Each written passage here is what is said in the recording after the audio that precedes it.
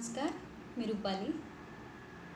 Francisca मेलॅन्ड्री या प्रख्यात Italian लेखिका कोरोनामुळे इटलीतील रोम शहरात लॉकडाऊनमुळे अडकलेल्या असताना त्यांनी सर्व युरोपियन रहिवाशांना उद्देशून फ्रॉम युअर फ्युचर म्हणजेच तुमच्या भविष्यकाळाकडून हे पत्र लिहिलं आणि आपला अनुभव शेअर केला. आणि आपल्या भारतातील मराठी जगतातील प्रख्यात अभिनेत्री मुक्ता बर्वे यांनी त्या पत्राचा अनुवाद मराठीत करून जनसामान्यांपर्यंत तो संदेश पोचवला. अर्थातच हे सगळं त्या लेखिकेचं भावनिक स्तरावरचं एक आंतरिक आंदोलनही म्हणता येईल आणि त्याची वास्तविकताही आपल्याला नाकारता येणार नाही. पण मुक्ता बर्वेंची बाय हार्ट फॅन असलेली मी त्यांचं ते पत्र वाचन ऐकून मनात कुठेतरी धस्स झालं आणि मग क्षणभर हे मन अवघं जग फिरून परत आलं. इटलीसारख्या भविष्याची कल्पनाही या मनाला असह्य होत होती. मग विचार केला की खरंच एवढं अवघड होणार आहे आपल्या भारताचं, या अख्ख्या जगाचं. माणूस जगणार की मरणार? जगणार तर कसा जगणार? घरात कुजून? का लिहावं त्या फ्रान्सिस्काने हे पत्र आणि का वाचून दाखवावं मुक्ताजींनी तरी? असे असंख्य विचार मनात येत होते. मग क्षणभर मन भूतकाळात गेलं आणि मला आठवली मुक्ता बर्वेंची न्यूज चॅनलवर ऐकलेली ती मुलाखत. त्यांचं ते मला ऊर्जा देणारं वाक्य, माझी स्पर्धा फक्त माझ्याशीच आहे. दररोज स्वतःला मी आणखीन चांगला करण्याचा प्रयत्न करते. कधी काळी त्यांच्या या वाक्याने उत्साहाने भरून मी पुन्हा उभी राहायची. पण आज या पत्राने धस्स झालं होतं. यात मी त्यांना दोष देत नाही आहे, कारण जगातील वास्तविकता दर्शवणारं एक पत्राचं फक्त वाचन त्यांनी केलं होतं. पण ते कुठेतरी भीती निर्माण करणारंही होतं, कारण त्या लेखिकेसारखीच मी सुद्धा लॉकडाऊनमुळे एका रेड झोन शहरात अडकलेले आहे. परिवारापासून दूर, नोकरीनिमित्ताने हा समझोता मलाही करावा लागला. पण परमेश्वराच्या कृपेने मी सही सलामत आहे आणि यातच सगळं आलं. अर्थातच नाण्याच्या दोन बाजू असतात. तुम्ही कुठली बाजू पकडता आणि ती कशी स्वतःला लावून घेता यावर सगळं अवलंबून असतं. परिवारापासून दूर राहणं खूप अवघड असतं आणि तेही अशा भयावह वातावरणात. पण मी कुठेतरी सावरत होते आणि आजच्या या पत्राने माझी झोप उडवली होती. रात्रभर पत्रातील ते बोल कानात घुमत होते आणि विचार करायला भाग पाडत होते. आणि मग मी कागद आणि पेन उचलला आणि पहाटेच लिहायला बसले. मी काही खूप मोठी लेखिका नाही आहे. कधी काळी लिहित होते आणि न्यूजपेपरमध्ये माझ्या आर्टिकल्स आणि कवितांची मागणीही होत होती. ते छापूनही यायचे. पण या दुनियादारीत स्वतःच्या पायावर उभं राहण्याच्या आणि जगण्याच्या रहाट गाड्यात मी अडकून माझ्यातली ती लिखाणाची कला कुठेतरी हरवली होती. आणि आज अचानक एवढ्या वर्षांनी ती जागृत झाली, तेही एका पत्रामुळे. अर्थातच मुक्ताजींनी केलेल्या अनुवादामुळे. खरं तर मुक्ताजींचे मी आभारच मानते. त्यांच्यामुळे माझ्यातली ती लेखिका परत आली. मी मगाशी म्हटलं होतं ना की नाण्याच्या दोन बाजू असतात. ही दुसरी बाजू. लॉकडाऊनच्या परिस्थितीत कैद असलेली माझ्यातली मी बाहेर आले. हो, आज रुपाली परत आली तिच्या आवडत्या साहित्याच्या दुनियेत. पुन्हा एकदा जगायला शिकणारी आणि जगायला लावणारी तिची कविताही परत आली. तिच्या जगण्याच्या धडपडीत प्रखर अशा वास्तवाला स्पर्श करणाऱ्या वेदना, घरच्यांपासून दूर राहून जगण्याची धडपड करत जगणाऱ्या आणि हेच जगणं असतं, यालाच जीवन म्हणतात हे मनात घट्ट धरून जगण्याचं रहाटगाडं पुढे नेणाऱ्या मला, अर्थातच रुपालीला, आज खचल्यासारखं वाटत नाही आणि यापुढेही मी कधी खचणार नाही. सुख आणि दुःख हा जीवनाचा अविभाज्य भाग आहे. परिस्थितीला सामोरे जाऊन तिच्याशी लढून माणसाने जगायला शिकायला हवं. पुन्हा एकदा मन भूतकाळात गेलं आणि मला आठवल्या माझ्याच कविता, जगण्याची प्रेरणा देणाऱ्या. सबला, मन, सावट, स्वप्न आणि रण कधी सोडू नकोस. स्वप्न ही कविता ती तर मनात घिरट्या घालत होती. आणि मी स्वतःलाच विचारत होते, हेच ते जग का, ज्याचं हे मन कधी काळी स्वप्न बघत होतं, जिथे कुणीच कुणाचा तिरस्कार करणार नव्हता. छे छे, हे नाही ते जग. जग तसं थोडंफार बदललं आहे. जगात माणुसकी दिसायला लागली आहे, पण हे जग कोरोनायुक्त आहे. मी ज्या जगाचं स्वप्न बघत होते त्या जगात कोरोनाचा नामोनिशाणही नव्हता. आणि आजही मी तेच स्वप्न बघते, ते जग कोरोनामुक्त असेल. इथे माननीय अब्दुल कलामांचा ड्रीम हा थॉट आठवला. मग पुन्हा एकदा मनाला उभारी मिळाली आणि माझ्या अंतर्मनातून आवाज आला, निदान या कोरोनायुक्त जगात आपणास 2 वेळचे खायला तरी मिळत आहे, जे आज करोडो लोकांचे स्वप्न आहे. फ्रान्सिस्काच्या पत्राप्रमाणे परिस्थिती गंभीर जरूर आहे, पण सरकारही तेवढेच प्रयत्न करीत आहे सगळ्यांसाठी. लिहिता लिहिता सूर्य कधी उगवला आणि डोक्यावर आला हे कळलेच नाही. आणि मी गॅलरीत जाऊन उभे राहिले.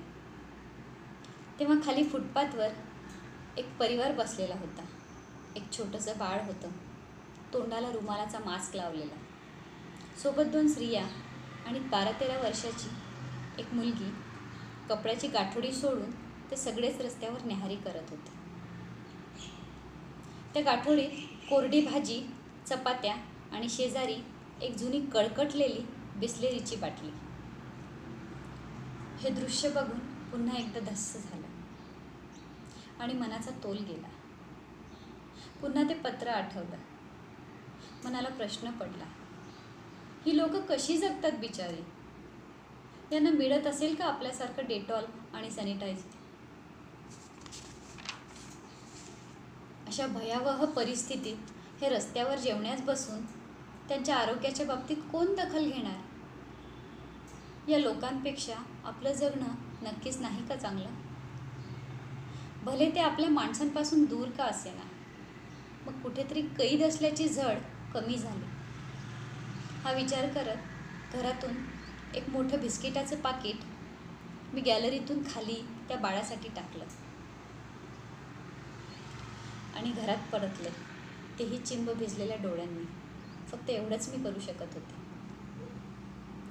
परत एकदा त्या पत्रातील बोल मला आठवले.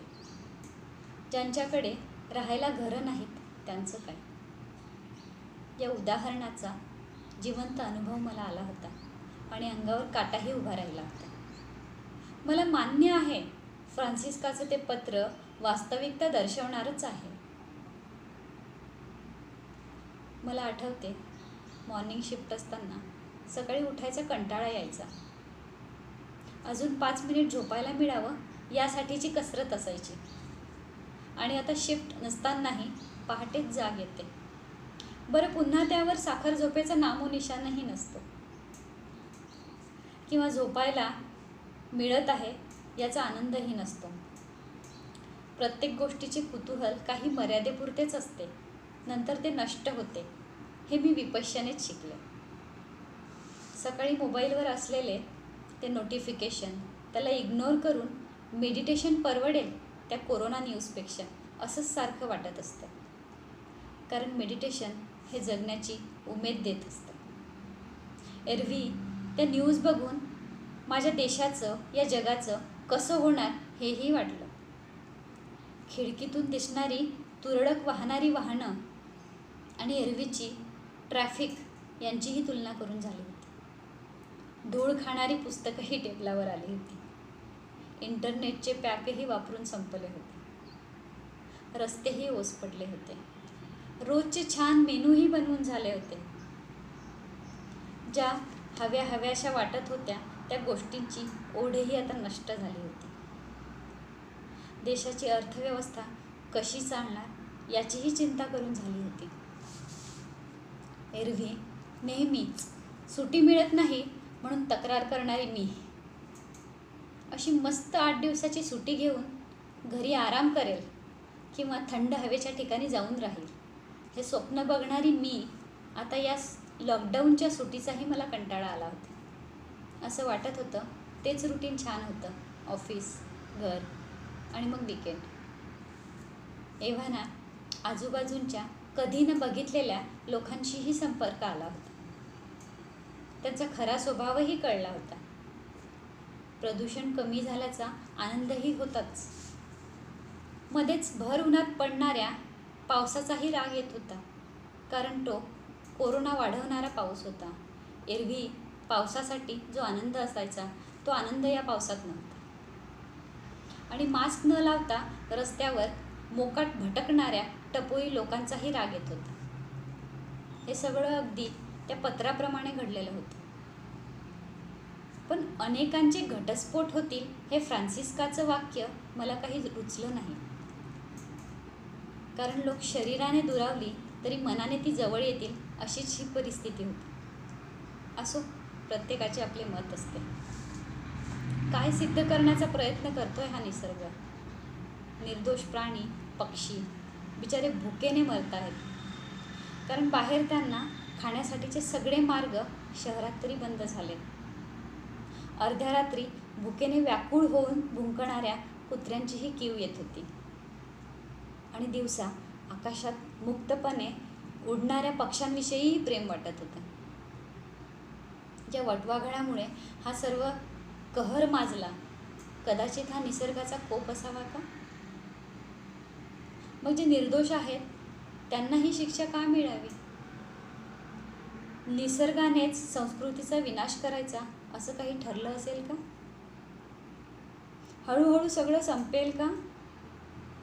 कोरोनाशी झुंज देणारे लोक, देशाच्या संरक्षणासाठी पुढे आलेले नागरिक, पोलीस, डॉक्टर्स, नर्स आणि सगळ्यात महत्त्वाचं म्हणजे ते कचरा उचलणारे, ज्यांची कधी कुणी दखलही घेतली नाही आजवर, या सगळ्यांचा अभिमानही वाटत होता. त्यांच्यासाठी ब्लेसिंगही होत्या. स्वतःपुरतं मर्यादित विचार न करता आपणही या समाजाचा घटक आहोत याचं भानही येऊन गेलं होतं. हे अगदी त्या पत्राप्रमाणे नक्कीच घडलं होतं. इतर देश आणि भारत हे एकाच नावेचे प्रवासी आहेत हेही खरे, पण कुठेतरी ते बोचत होतं. राहिला देशाच्या अर्थव्यवस्थेचा प्रश्न, तर देशातील सत्ताधारी मंडळी बघून घेतीलच. तोपर्यंत एव्हाना सगळं जग या अर्थव्यवस्थेसोबत बदललेलं असेलच. नक्कीच दुःख वाटते त्यांच्याबद्दल ज्यांची हलाखीची परिस्थिती आहे. लॉकडाऊनमुळे ज्यांची कामं बंद झालीत, ज्यांनी आपली नोकरी गमावली आणि एकाच नावेचे प्रवासी असूनही ही नाव सगळ्यांसाठी सारखी नाही आहे, हेही खरं आहे.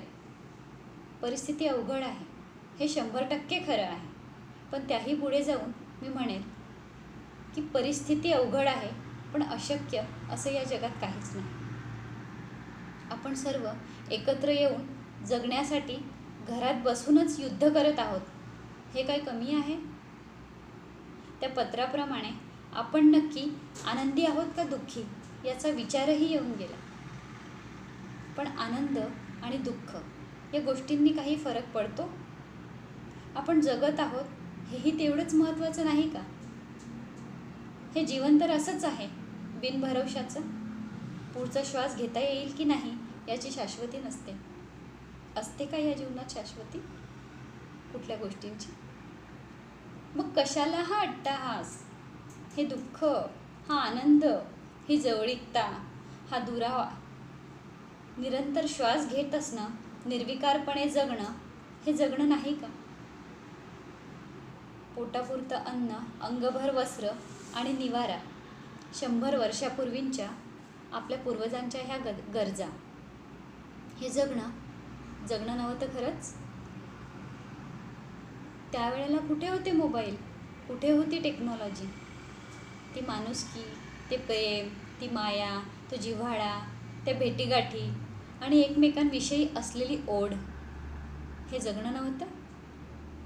खरं तर आजची ही स्थिती आणि लॉकडाऊन पूर्वीची स्थिती यात खूप फरक आहे. पण तेव्हाही माणसं मरायची वेगवेगळ्या कारणांनी. मग आज हे कोरोनाचं भय का भेडसावत आहे आपल्याला? माणूस जन्माला आला की एक दिवस जाणार हे निश्चित आहे. मग याचा मोठा बाऊ करून आपण भीत भीत जगायचं का? तोडून टाकावेसे वाटतात हे विचारांचे सारे बंध. आणि मग मला आठवली मंगेश पाडगावकरांची कविता. काळ्या कुट्ट काळोखात जेव्हा काहीच दिसत नसतं, काळ्या कुट्ट काळोखात जेव्हा काहीच दिसत नसतं, तुमच्यासाठी कुणीतरी दिवा घेऊन उभं असतं.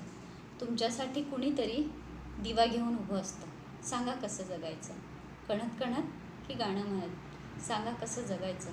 कणत कणत की गाणं म्हणत? परिस्थिती आपल्या समोर आहे, ती बदलू शकणार नाही, हेही तेवढंच सत्य आहे. मग सांगा कसं जगायचं? कणत कणत की गाणं म्हणत? इटलीचा वर्तमान आणि भारताचं भविष्य याची तुलना फ्रान्सिस्काने केली खरी, पण खरंच आपण एवढे कमकुवत आहोत की एक छोटासा विषाणू आपल्या भारताला, या अख्ख्या जगाला खाऊन टाकेल? खरंच एवढं सोपं आणि समजण्यास अवघड आहे हे सर्व? इटलीसारखी भारताचीही काही दूरदृष्टी नाही आहे. पण काळजी न करता घरातच बसून काळजी घेणं, सगळे नियम पाळणं आपल्या हातात नाही का? आज दिवस रात्र मेडिकल क्षेत्रातील झुंज देणाऱ्या, वॅक्सिन काढणाऱ्या, प्रयत्नवत असणाऱ्या, सत्तेपासून ते मैदानापर्यंत तैनात असलेल्या त्या प्रत्येक शिपायाचा प्रयत्न एवढा निष्फळ ठरणार आहे? नक्कीच नाही. मी मान्य करते, भविष्य आपल्याला माहीत नाही, पण जेही भविष्य असेल त्यासाठी आपणच जबाबदार असू. कारण आपल्या विचारांनीच हे भविष्य बनणार आहे. आणि अशक्य असं काहीच नाही होय या जगात. माझं अंतर्मन सांगतंय, माझ्या स्वप्न कवितेप्रमाणे हे जग नक्कीच खूप छान झालेलं असेल. आणि फक्त भारत नाही तर हे अख्खं जगच कोरोनामुक्त असेल. असंच भविष्य असावं असं मला हृदयाच्या कोपऱ्यापासून वाटते. आणि त्यासाठी आपण सगळे मिळून प्रयत्न करूयात. सर्व जाती धर्म याचा भेदभाव विसरून एकत्र होऊन हे युद्ध आपण संपवूया. असं म्हणतात, प्रार्थनेत खूप ताकद असते. सगळ्यांनी मिळून कोरोनामुक्त जगाची प्रार्थना करूया. कोण म्हणतं आकाशाला छिद्र नसतं? दगड मारून तर पाहूया. चला जगूया, कोरोनाला हरवूया. धन्यवाद.